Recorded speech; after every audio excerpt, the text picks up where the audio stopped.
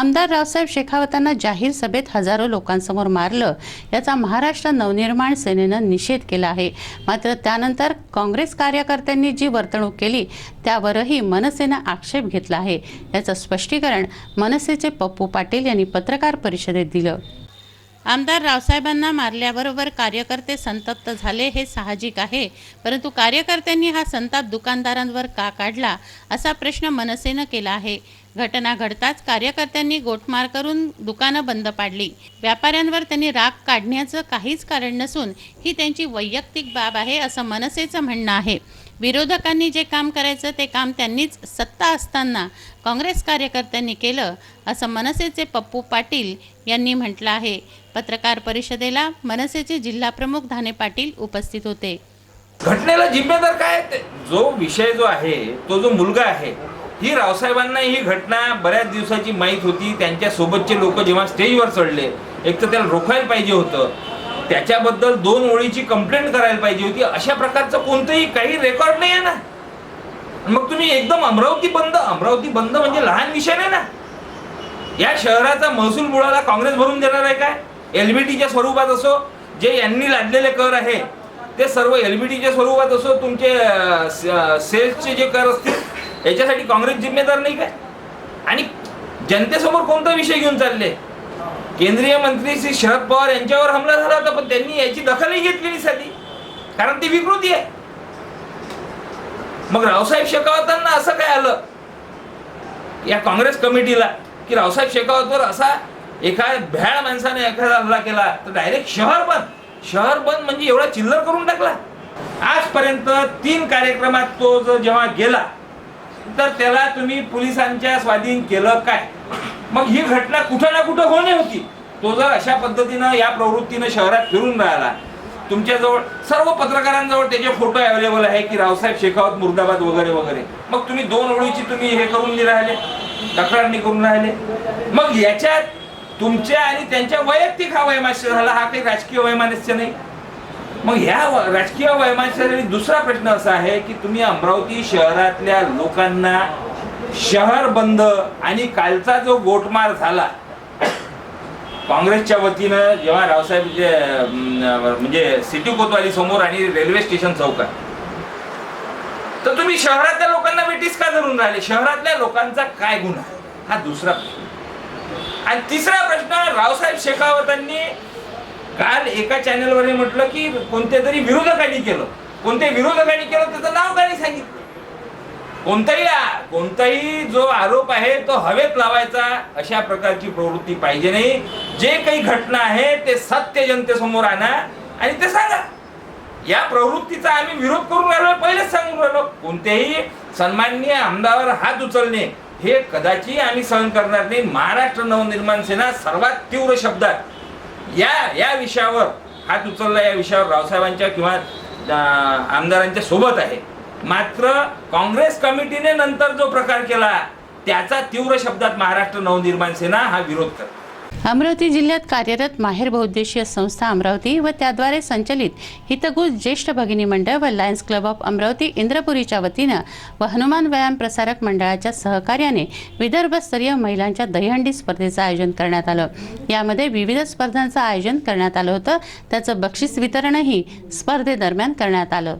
18 फुटावरील दहीहंडी रामकृष्ण आदिवासी आश्रम शाळेनं फोडली असून 44 सेकंद लागले। त्यांनी 7001 रुपयाचं बक्षीस मिळवलं। दुसरं बक्षीस आदिवासी आश्रमशाळा भातकुलीनं मिळवलं असून 16 फूट उंचीवरील दहीहंडी 46 सेकंदात फोडली। त्यांनी 5001 रुपयांचं बक्षीस मिळवलं।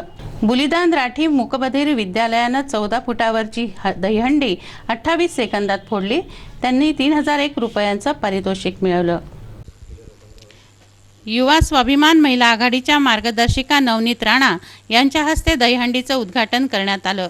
यावेळी भाजप शहर जिल्हाध्यक्ष तुषार भारतीय, मनपा विरोधी पक्षनेता प्रशांत वानखडे, सुरेखा लुंगारे यांच्यासह माहेर, हितगुज व लायन्स क्लब ऑफ अमरावती इंद्रपुरीच्या पदाधिकारी व कार्यकर्त्या उपस्थित होत्या. दहीहंडी स्पर्धा या युवकांसाठी असतात, परंतु महिला युवतीही युवकांपेक्षा कोणत्याही क्षेत्रात मागे नाहीत असं या गोपिकांनी सिद्ध केलं आहे. पुरुषाच्या खांद्याला खांदा लावून काम करणाऱ्या गोपिकांनी हिरिरीने दहीहंडी स्पर्धेत सहभाग घेतला. छोट्या बालगोपालांनीही येथे दहीहंडी फोडली. राधाकृष्णाचे वेश बालगोपालांनी धारण केले. त्यांना बक्षिसं देण्यात आली. बालगोपालांनी नृत्यही सादर केले. गोपिकांनी दहीहंडी फोडल्या. पाहूया क्षणचित्रे.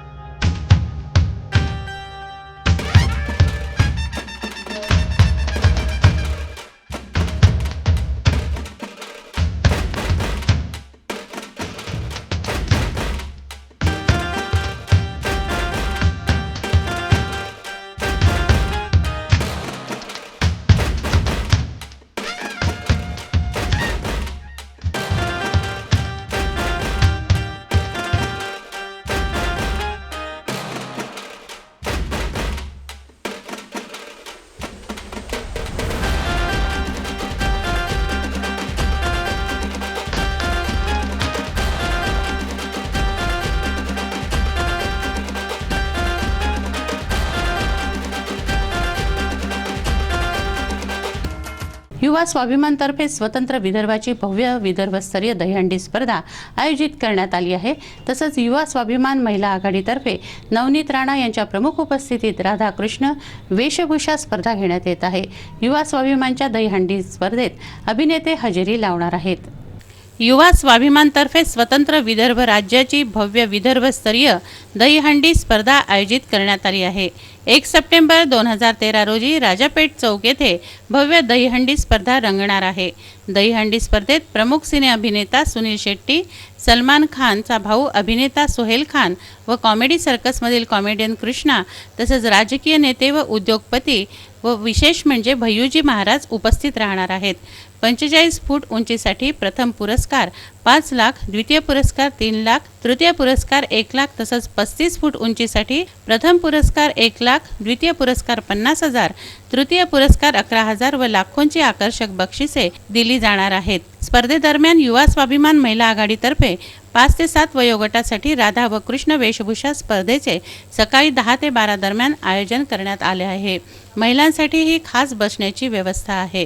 कृष्ण व राधा सजावटीसाठी प्रत्येकी प्रथम पुरस्कार 1001, द्वितीय पुरस्कार 701, तृतीय पुरस्कार 501 तसंच प्रत्येक सहभागी स्पर्धकासाठी प्रोत्साहनपर आकर्षक बक्षिसं व प्रमाणपत्र देण्यात येणार आहेत. प्रसिद्ध सिने अभिनेते या कार्यक्रमालाही हजर राहणार आहेत. अभिनेता सुनील शेट्टी यांनी प्रतिक्रिया दिली आहे.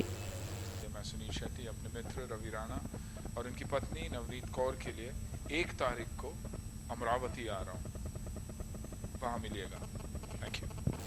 युवा स्वाभिमान कार्यालय राजापेठ येथे 31 ऑगस्टपर्यंत प्रवेश अर्ज घेणे सुरू आहे.